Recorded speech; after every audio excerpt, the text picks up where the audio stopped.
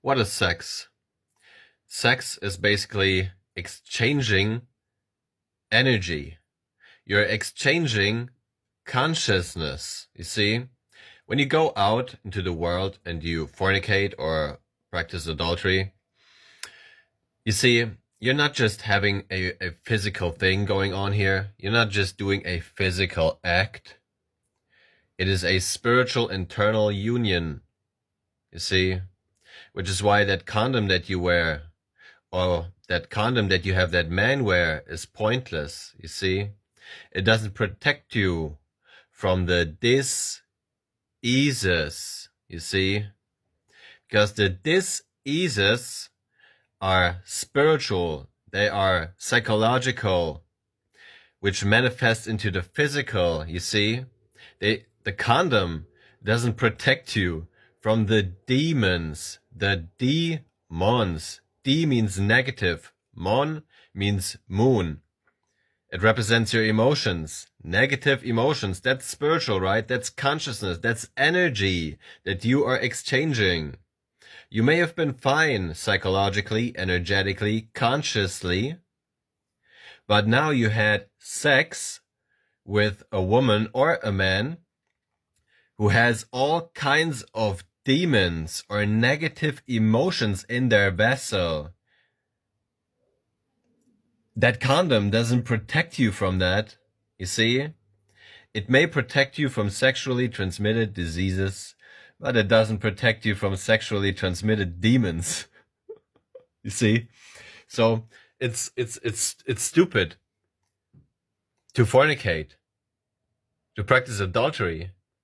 Because you see, just like the scriptures tell you, every sin that you commit outside of fornication and adultery, you commit them outside of your body. But you commit fornication and adultery against your own body, meaning your own being, your own nature, not just your physical body. You have 4 bodies.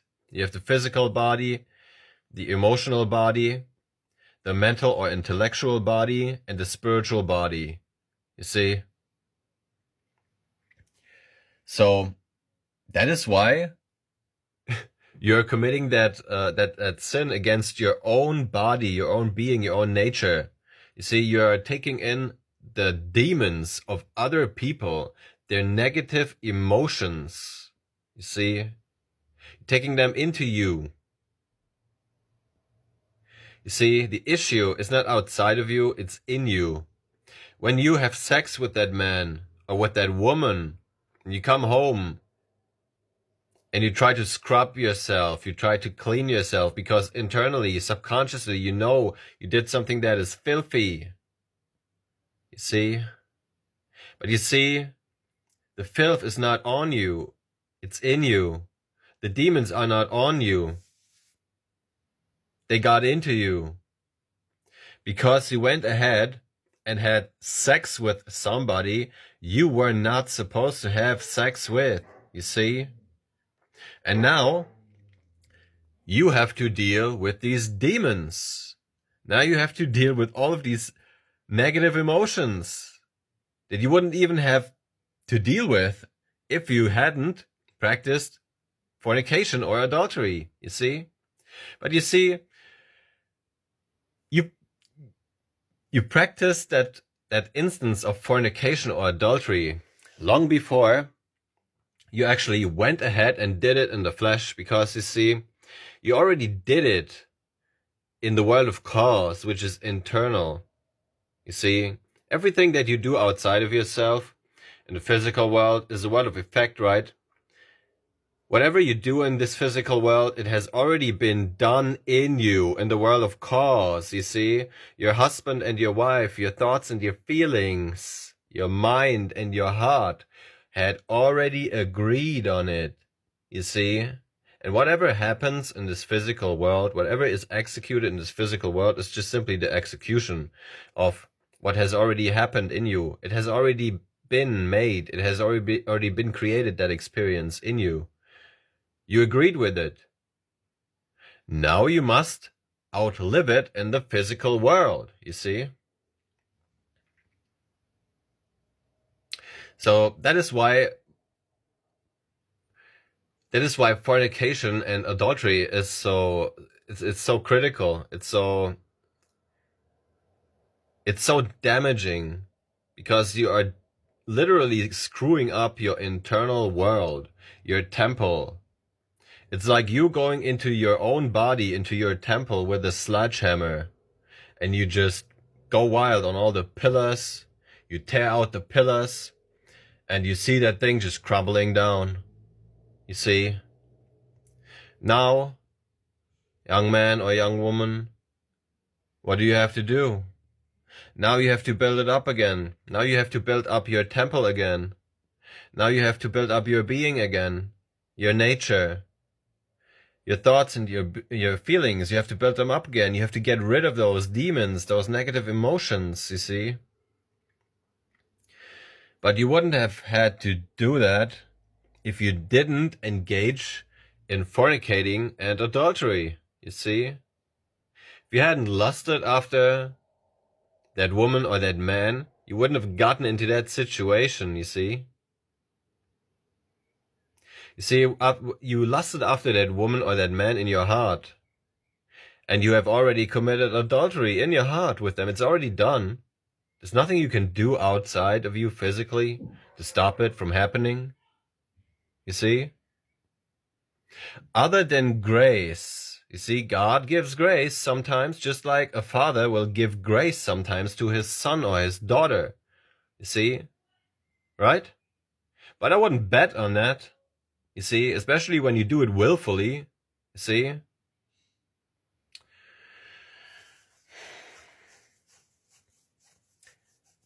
There's nothing wrong with having sex, you see. You can have sex. You just should have it righteously. Don't just have sex with people that you don't even know. Why are you having sex? Why are you exchanging energy? You're like, when you do that, when you fornicate or practice adultery, it's just a testimony of how ignorant you are of the truth. If you knew what you are doing to yourself, you wouldn't go around and have sex, exchange energy, exchange consciousness, exchange feelings and thoughts with people you have no idea of who they are. Do you have any idea of the true nature and the true being of that woman that you meet or that man that you meet in a nightclub or a bar? They might seem outwardly appealing to you, just like to Eve, that fruit seemed outwardly appealing. You see, it looked like you could gain some knowledge, right? It looked like you could experience something good from it, right? You thought that to yourself when you laid your eyes upon that man or that woman, just like Eve looked at that fruit, at that temptation. See? Right? And you got drawn away by it, you see? You thought you see, when you were talking to that man or that woman, you already had agreed in your mind. You see, your thoughts, your feelings, your husband, your wife, your Adam and your Eve had already agreed on having sex with that man or that woman. And then it manifested in the physical world, in you actually doing it. Now you're stuck here with a screwed up temple, with screwed up feelings, thoughts. Your head is all messed up. And the more you do that, the more destroyed your temple ends up being. That is how you end up with crazy people. That is how you end up with people who hear all kinds of thoughts and voices and all kinds of stuff. That's all the demons, the negative emotions that are running wild in your temple. And you just keep doing it every weekend or every so and so many days or weeks. You go out and you add another demon, or you add another bunch of demons into your being, and then you act all confused why all this misery is happening to you, why you're feeling like shit all the time. Well, now you do.